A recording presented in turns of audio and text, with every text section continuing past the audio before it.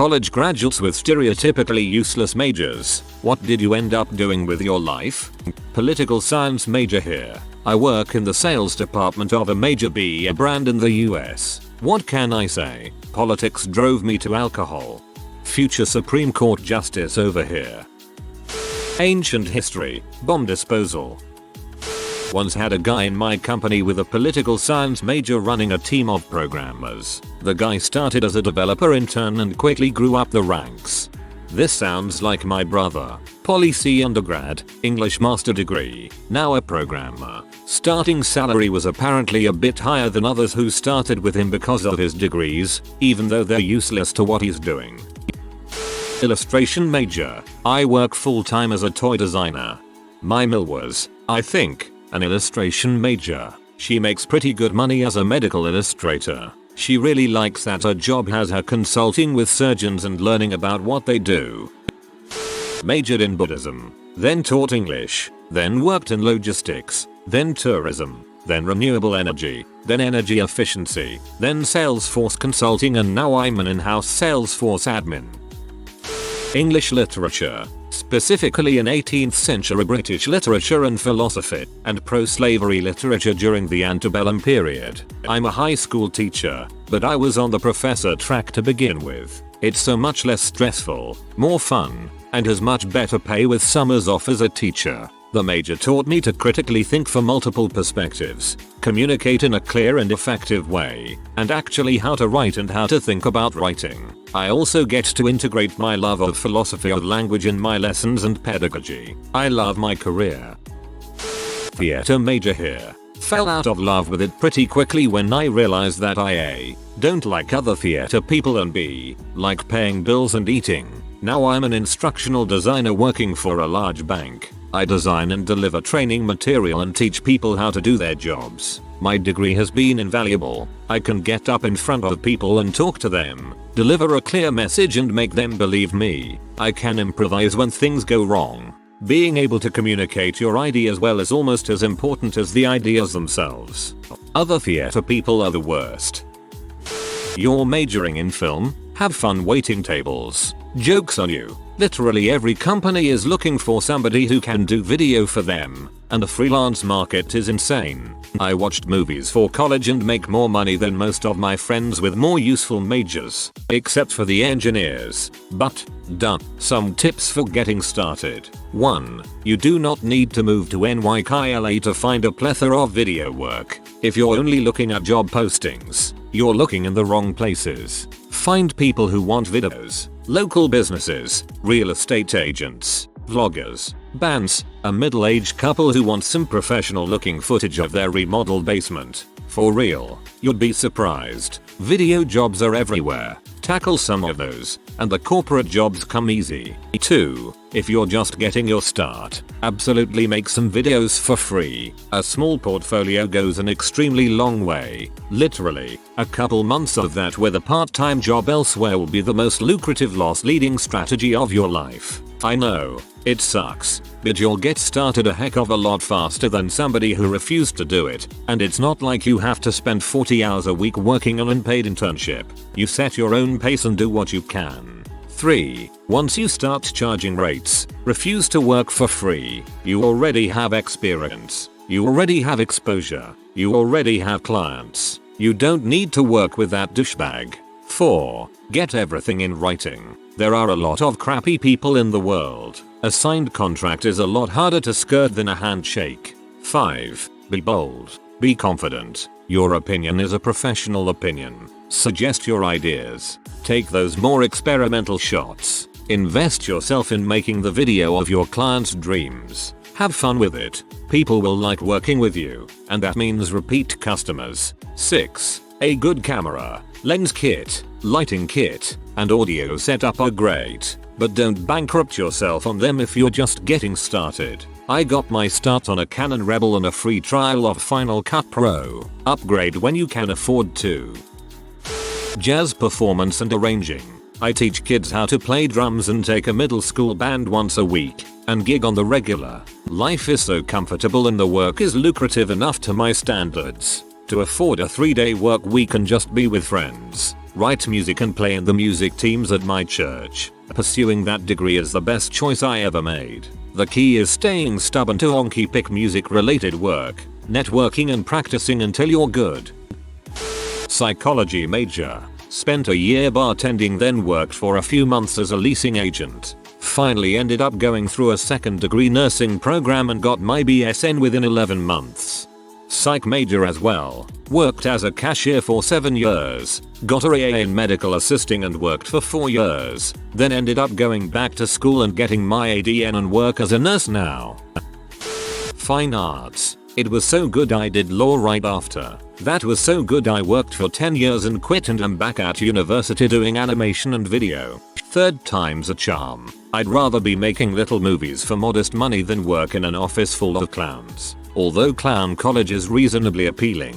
That's it. You people have held me back long enough. I'm going to clown college. Psychology here. I work on trains all day. They don't tell you you'll need at least a master's to make any money in the psych field. Just kidding. Literally everyone told me that, including my cell phone salesman brother and real estate agent sister-in-law, who met each other at college, where they were psych majors. Then you'd be a good dispatcher because you know how the engineers think and can predict which trains will be late or early. Theater arts. Became a naval flight officer, retired after 20 years at the rank of commander, then did 15 years with Homeland Security. I expect some past philosophy majors to reply here. If any of you guys want to tell me how your life was after philosophy, I'm all ears. I'm really leaning toward majoring in philosophy, starting freshman year this fall at a top school. My logic is that I might head down the law path, but even if I don't, I want to write or teach. I'd love to hear what you'd have to say. I'm in law school now. TBH, it doesn't really matter what major you are as long as you do well in undergrad. I have a bio degree and I know people in my classes with degrees in art history, business, history, and philosophy. Don't stress too much about choosing the right major for law. There isn't one MO. I have a bachelor's and am going back for my master's in the fall. Was hoping to have some sort of job with a bachelor's, but no, I am unemployed and broke. That sucks, man.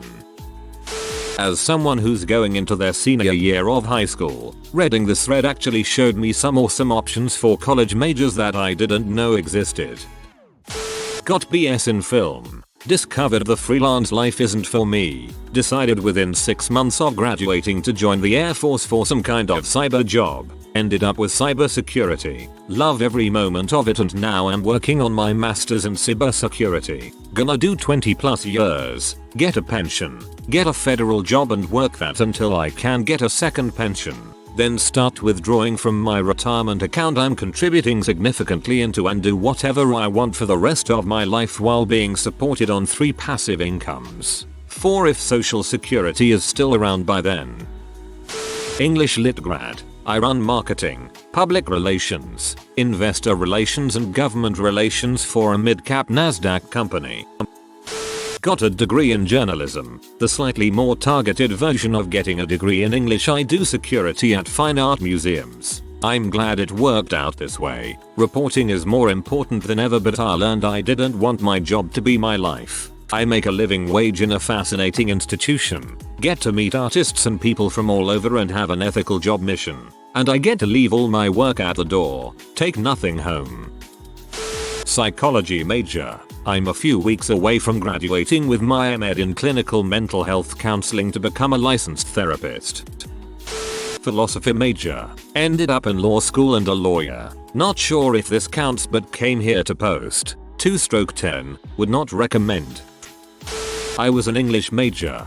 Got a job as an e-commerce copywriter out of college, which led to a job in a digital marketing agency, which led me to where I am now, helping to manage and produce digital content for a large private university. Despite its reputation, I think the English major is perfectly useful. For the record, clear, effective written communication is critical to just about every industry at some stage or another. And if I've learned one thing in my professional life, it's that one shouldn't take the ability to write, or even read, effectively for granted.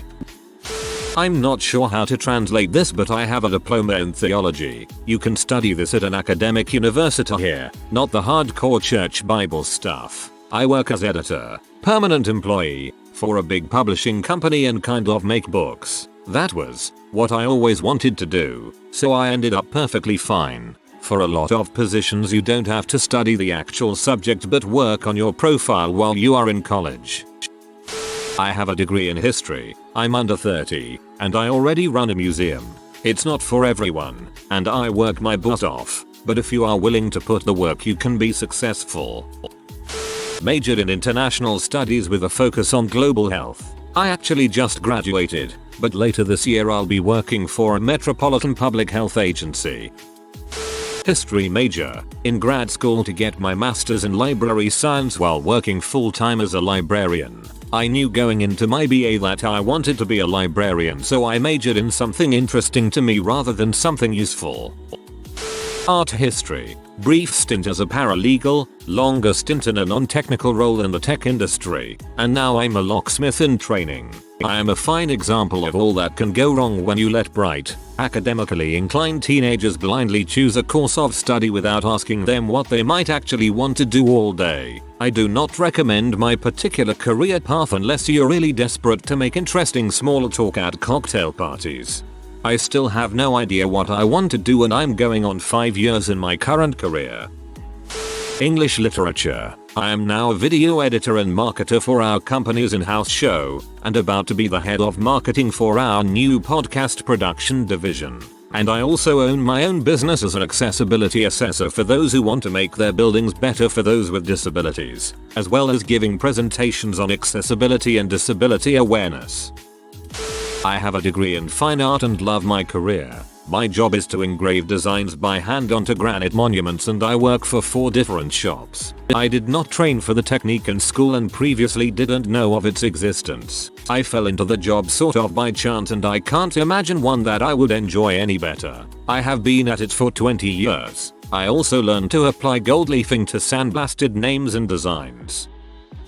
I majored in English writing. Currently working as a teacher and I love it. That was always my goal. A word in for some other useless majors. My roommate majored in psychology with a minor in gerontology and she's currently in graduate school to become an occupational therapist, which is a super good career once you get it. My friends who majored in English and aren't teaching are all in law school, as are a few of my friends who majored in philosophy and gender and women's studies. I've said this before on Reddit, but majors like English, history, philo, religious studies, psych, women's studies, gender and women's studies aren't useless, even though you can't just go down to the philosophy factory and get a job. However, you have to be smart about your chosen major and career path. Major in English and plan to get a job writing novels? Probably not gonna work right away. Major in English with a minor in education and completing the student teaching program? That'll work.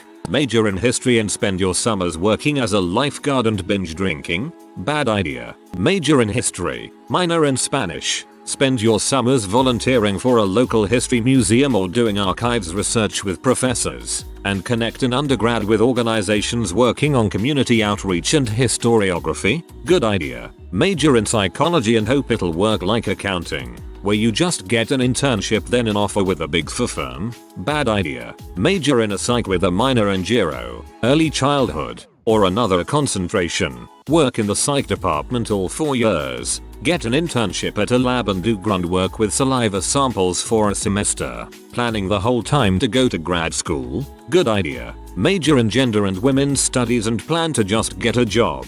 IDK, being a woman? Bad idea. Double major in gender and women's studies and philosophy with the intent to go to law school. Learning how to write and reason from philo and planning to be a public defender specializing in family court and domestic abuse cases? Good idea.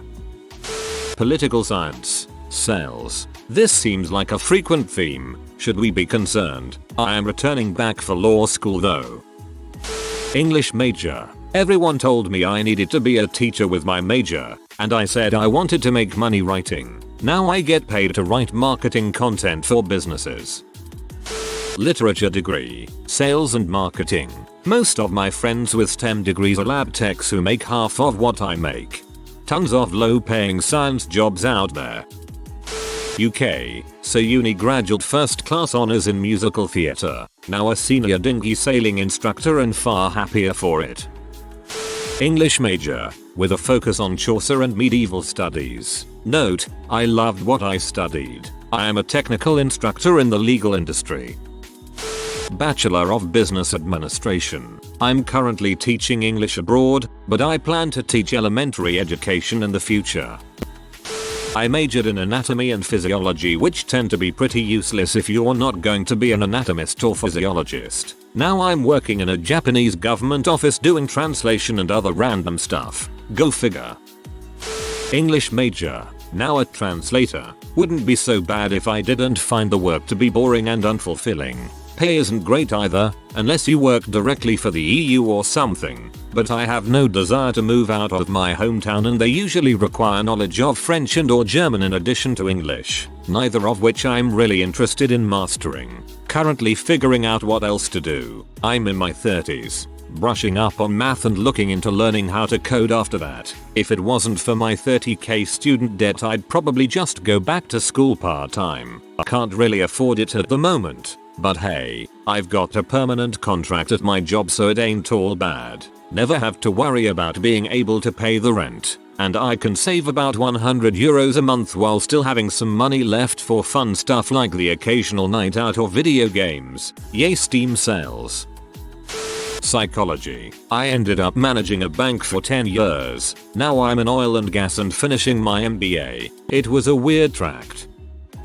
Degree in Media Studies. To further sour this degree, I graduated just as Facebook opened up to non.edu emails, so my study of the media didn't include social media. Diploma Public Relations. I worked for 7 years in marketing, then falling into product management. 12 years after graduating, I'm the product manager for several news services. It somehow came back to my degree, but I don't know how I got here. Interdisciplinary social science. How vague can you get? I manage the student part-time staff of an academic library system. I have 2 degrees in anthropology. I work as a project manager for a cultural resources management firm. We do archaeological survey work. My grandma once told me she thought I was doomed to never have a job. Went back to school at 30 to finish my BFA. And not just any BFA, a BFA at a multidisciplinary, strongly conceptual school of contemporary art. I spent the first year working as a preparator at a gallery, while doing a decent amount of freelance gigs locally and eventually with art fairs that would send me around the world. When I made a major move with no real prospect in the art world nearby, I was able to get a job doing stained glass restoration in a studio that really valued the multiple skills I had from a studio artist's background. After a year of that and a change in my relationship that freed me up to explore options elsewhere, I've been offered a gig as a preparator at a university museum in St. Louis, and have an interview in the next week for a university museum in Madison, Wisconsin. 3 years out of school and getting a professional job in a legit museum environment is pretty big in the art world, so I'm feeling pretty good about it and don't much regret the path I took. Worthless political science degree that I got because everyone said all you need is a college degree and people will be lining up to give you high-paying jobs. Experience taught me a hard lesson. A college degree is worthless unless it imparts to you marketable skills. I ended up self-teaching myself web design and e-commerce, so now I am an e-commerce manager and freelance web designer. Psych major, then got my master's in school counseling. Still not a counselor, but I am working in a mental health clinic, doing counseling, for $17 an hour with a few holidays off. Don't work, go work for Medi-Cal. My major is literally called General Social Sciences. I work in HR now, but I want to go to law school and run for public office. If you are new to the channel, you can subscribe. I publish new videos every day. Until then, check another video.